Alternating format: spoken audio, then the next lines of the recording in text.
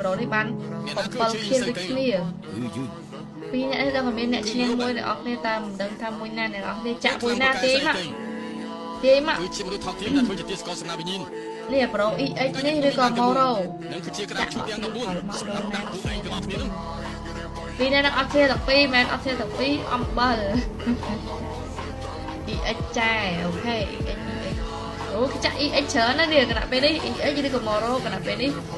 Moro បានធ្វើការចាក់ស្នោឡើងដោយសារគ្នាយើងឃើញគេឃើញ Pro EX នៅលើអញ្ចឹងគេចាក់ EX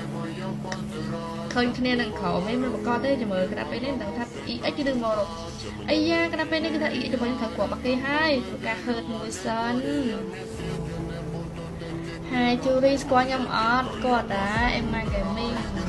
ចូលមើលចូលមកភ្លេចគេរហូតខ្ញុំជួយចិត្តតាមដានជីវិតយើងយល់អត់ចាសុំឲ្យដូរបានអត់ណាហើយធ្វើការមើលជាមួយនឹង EX បាទជាមួយនឹង Moro គាត់កាន់ស្នប់ពីប្រភេទគ្នាប៉ុន្តែ Moro របស់យើង skin លុយមែនតើអាយ៉ាក្រៅពេលនេះគឺថាចលភាពរបស់យើងបានទៅលើ DN Moro បាត់ទៅហើយ EX អូយគ្នាយើងចាក់ EX ផុសឲ្យគ្នាយើងអំបិល